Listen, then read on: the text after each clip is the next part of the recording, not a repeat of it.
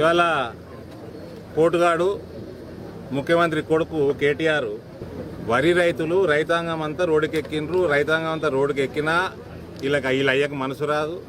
మనసు ఉంటే మార్గం ఉంటుందని డైలాగులు కొడతాడు తప్ప ఈ పోటుగాడేమో ట్విట్టర్ల మీద మోదీ గారిని విమర్శించుడు, అమిత్ షా గారిని విమర్శించుడు, ఈ పనికిమాల విమర్శలు బంద్ చేసి ఇవాళ అకాల వర్షాలతోటి మీ అయ్య 10,000 ఇస్తా అన్నాడు.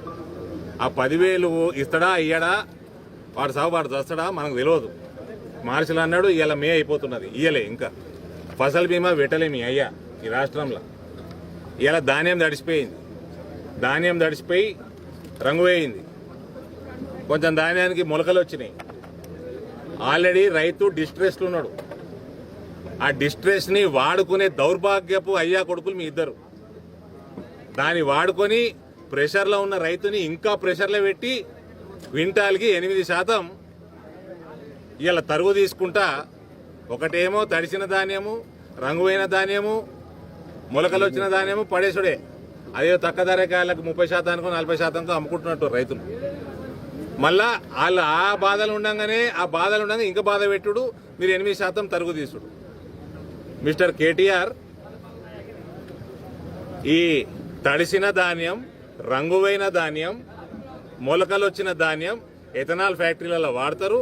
ఎథనాల్ ఫ్యాక్టరీలు నువ్వు మీ అయ్యా మన రాష్ట్రంలో పెట్టుమంటే 17 పెట్టే అవకాశం ఉంటే పెట్టలే. పక్క రాష్ట్రాలలో ఉన్నాయి, వాళ్ళకి రిక్వైర్మెంట్ ఉన్నది. నువ్వు ఎఫ్సిఐ తోటి మాట్లాడుకొని వాళ్ళని రిక్వెస్ట్ చేస్తావా, పక్క ఫ్యాక్టరీలతో మాట్లాడుకొని రిక్వెస్ట్ చేస్తావా? వాళ్ళకి రిక్వైర్మెంట్ ఉన్నది, వాళ్ళు వాడొచ్చు. ఇదంతా ఎథనాల్లో వాడతారు. ఇది తరుగు తీసేందుకు వీల్లేదు.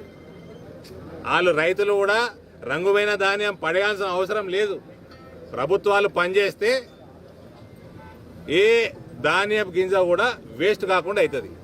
అయ్యా కొడుకులు ఇద్దరిని ఫామ్ హౌస్లోకి వెళ్ళి బయటికి వెళ్ళి, మత్తులోకి వెళ్ళి బయటికి వెళ్ళి రైతాంగం మీద దృష్టి పెట్టాల్సిందిగా కోరుతా ఉన్నాను. Thank you. హాయ్ ఫ్రెండ్స్, మా టుడే టుమారో యూట్యూబ్ ఛానల్ చూస్తున్నందుకు చాలా థ్యాంక్స్. మరిన్ని లేటెస్ట్ వీడియోస్ కోసం వెంటనే సబ్స్క్రైబ్ చేయండి. అలాగే ఈ బెల్ ని కూడా రింగ్ చేసేయండి. మా నోటిఫికేషన్స్ అన్ని మీ మొబైల్లో వస్తాయి. అలాగే మా వీడియోస్ మీకు నచ్చితే లైక్ చేయండి, షేర్ చేయండి, నచ్చకపోతే కామెంట్ చేయండి.